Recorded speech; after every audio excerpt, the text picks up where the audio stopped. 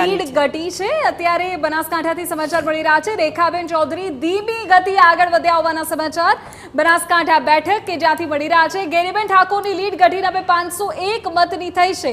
સતીનજી આની ઉપર કંઈક કહેશે મને એવું લાગે છે। वो जो मेरे सामने मुश्किलों का अंबार है उसी से मेरे हौसलों की मीनार है। जे प्रकारનું નેરેટિવ કોંગ્રેસ આખા દેશમાં ડેવલપ કરવા જાય છે એ નેરેટિવ ડેવલપમેન્ટમાં પણ એ અસફળ રહી છે।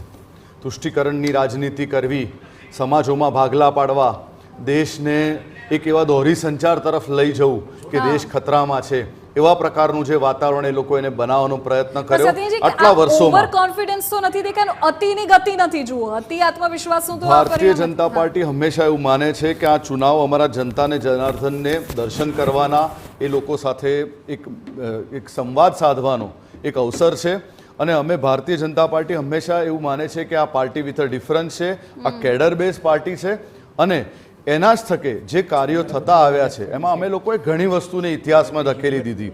અમે ફાણસને ઇતિહાસમાં ધકેલી દીધું, અમે ઇન્વર્ટરને ઇતિહાસમાં ધકેલી દીધું, અમે હેન્ડપંપને ઇતિહાસમાં ધકેલી દીધું, અમે તોફાનોને, ટીયર ગેસને, કોમ્બિંગને, અમે ટ્રિપલ તલાકને ખુલ્લામાં સૌને ઇતિહાસમાં ધકેલી દીધું અને આપના માધ્યમથી એવું કહેવા માંગુ છું કે આ વખતે અમે કોંગ્રેસને પણ ઇતિહાસમાં ધકેલી દઈશું। અચ્છા, પણ તમારી પાર્ટીના નેતાઓ જે ઇતિહાસ રચવાની વાત કરતા હતા 400 પાર એવું અત્યારના આંકડાઓ તો કહેતા નથી સત્યેનજી। આંકડાઓ આપ જોશો જે પ્રકારે ચોથા જ રાઉન્ડનું કાઉન્ટિંગ થયું છે અને જે પ્રકારે આપના સ્ક્રીન પર જ ઓલરેડી બહુમતી ભારતીય જનતા પાર્ટીની એનડીએ લેડ સરકારને મળી છે।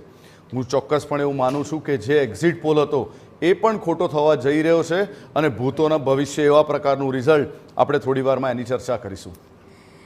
તો જગદીશ, ભારતીય જનતા પાર્ટીના નેતા હજુ પણ શ્યોર છે આંકડો 270 પર છે પણ 400 પારનો દાવો અત્યારે પણ છે જ। મને લાગે છે કે વિધિ આ જ્યારે સંસદમાં નરેન્દ્ર મોદીએ કહ્યું કે આ વખતે 370 ક્રોસ કરીશું એટલે 370 નું જે આખું સોશિયલ એન્જિનિયરિંગ કરવામાં આવ્યું કે 370 ની કલમ હટાવી છે તો અમે 370 તો એકલા હાથે લાવીશું, પણ આંકડો જુઓ 270 આવ્યો છે। એનડીએ અત્યારે 270 બતાવે છે। 400 ની વાતો જોજનો દૂર છે પણ 370 પણ દૂર, 270 અત્યારે બીજેપી પ્લસ અત્યારે દેખાઈ રહી છે। આ આંકડો ખરેખર એક રીતે એક ડેન્જર માર્ક કહી શકાય। બેન્ચ માર્ક તો 370 છે પણ ડેન્જર માર્ક જે છે તે આ 270 બની ચૂક્યો છે। મારી સાથે વરિષ્ઠ પત્રકાર અજયભાઈ પણ જોડાઈ ચૂક્યા છે। અજયભાઈ, આપણે ગઈકાલે પણ આ ચર્ચા કરતા હતા, સતત આપણે છેલ્લા 15-20 દિવસથી આ ચર્ચા કરીએ છીએ જ્યારથી ઇલેક્શન જાહેર થયું। 400 કે પારની વાત હતી પણ હવે 370 જ્યારે સંસદમાં કીધું કે અમે એકલા હાથે 370 લાવીશું, પણ જુઓ આંકડો જુઓ 270 બતાવે છે। સાહેબ, આપણે દર વખતે કહેતા હતા કે 10 વર્ષની એન્ટી એસ્ટાબ્લિશમેન્ટ ફિલિંગ છે, એન્ટી ઇન્કમ્બન્સી છે, મોંઘવારી છે, બેકારી છે, ગરીબી છે, આર્થિક અસમાનતા છે, અગ્નિવીરનો મામલો છે અને હું હંમેશા કહેતો હતો કે ગુજરાત એ ભારત નથી। ગુજરાત જે છે એ ભાજપની હોમ પીચ છે। ગુજરાતમાં ભારતીય જનતા પાર્ટીની સરકાર પણ છે, નરેન્દ્રભાઈ અને અમિતભાઈ જેવા નેતાઓ છે, એને કારણે ગુજરાત તો હજુ પણ ટકી રહ્યું છે કે તમે ઉમેદવાર બદલો કે ગમે તે કરો, પણ બિહારમાં, મહારાષ્ટ્રમાં, કર્ણાટકમાં, ઉત્તર પ્રદેશમાં, પશ્ચિમ બંગાળમાં, હરિયાણામાં આ બધી જગ્યાએ જે માહોલ હતો એ ક્લિયર કટ ઉડીને આંખે વળગતો હતો કે ભાજપના નેતાઓ મોબિલાઇઝ કરતા હતા પબ્લિક અને અખિલેશ યાદવ, રાહુલ ગાંધી, પ્રિયંકા ગાંધી, તેજસ્વી યાદવમાં જે રીતના પબ્લિક જતી હતી એ જોતાં લાગતું હતું કે આ વખતે કાંઈક ઉલટફેર થવાનો છે અને ઉત્તર પ્રદેશનો મતદાતા સાયલેન્ટ રહ્યો અને મહારાષ્ટ્રે તો બહુ જ મોટી ક્રાંતિ કરી અને મારી બેન પ્રગતિ તો ત્યાં આઈ થિંક ઇન્ચાર્જ તરીકે પણ હતા એટલે એમને પણ હું અભિનંદન આપું છું કે મહારાષ્ટ્રમાં આ વખતે અને મહારાષ્ટ્રના લોકોએ છે ને આ તડજોડ અને તોડફોડની રાજનીતિ, અનૈતિકતા હતી જે રાજકીય અનૈતિકતા જેને કારણે તમે રાતના 12 વાગે રાષ્ટ્રપતિ શાસન હટાવી લો અને સવારે 4 વાગે ચોરી છુપીથી એક સરકારને ત્યાં મૂકી દો અને અજીત પવાર જેવા નેતા કે જેને 70,000 કરોડનું કૌભાંડ કર્યું છે, પ્રફુલ્લ પટેલ જેવા નેતા જે કૌભાંડી છે એને તમે કહો અને બીજા દિવસે તમે પાર્ટીમાં હાજર રાખીને એને ડેપ્યુટી ચીફ મિનિસ્ટર બનાવી દો। ભાઈ પબ્લિક છે, જનતા જનાર્દન છે, એને એટલી તો ખબર પડે છે કે આ ખોટું છે। અને બીજું દરેક રાજ્યમાં છે ને આ ચવાના અને દારૂથી લોકોના મત નથી ખરીદી શકાતા। ગુજરાતમાં અને બીજા અમુક રાજ્યોમાં થતું હશે પણ આ આક્રોશ છે ભારતીય જનતા પાર્ટી। હું તો હજુ પણ એમ કહું છું કે કદાચ સત્તામાં આવી પણ જાય કે જે કન આવી જાય પણ એક આત્મચિંતન ચોક્કસ કરવું જોઈએ કે જે ખોટું છે એ ખોટું જ છે।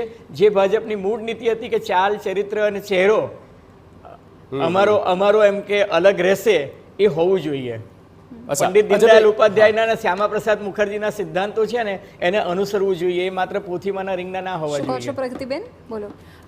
હું ચોક્કસથી કહીશ કે જે આ રિઝલ્ટ મળી રહ્યું છે ને એ તમે જુઓ તો ખડગેજીની અધ્યક્ષતામાં અને જે માનનીય રાહુલ ગાંધીજીએ જે લીડ લીધી હતી કે ભારત જોડો યાત્રા કરી અને જે યુવાનોને, મહિલાઓને, જે નાના નાના વર્કર્સ છે એમને મળ્યા હતા, એમને મળી અને જે એક મેનિફેસ્ટો તૈયાર કર્યો કે એ લોકોને ન્યાય અપાવવા માટેની વાત કરી.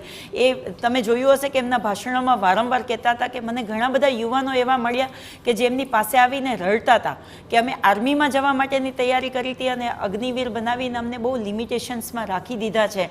તો એ જે વાત હતી ને એ લોકોના દિલ સુધી પહોંચી અને એ પછી પણ જે ન્યાય યાત્રા કરી અને જે 5 ન્યાયને મહત્વ આપ્યું, એમાં મહિલા હોય, યુવા હોય કે કિસાન હોય કે ભાગીદારીની વાત હોય કે શ્રમિક ન્યાય હોય, આ 5 ન્યાયને ન્યાય યાત્રા કરી અને એ માનનીય રાહુલ ગાંધીજીએ જે લોકોની વચ્ચે ગયા છે, લોકોને મળ્યા છે.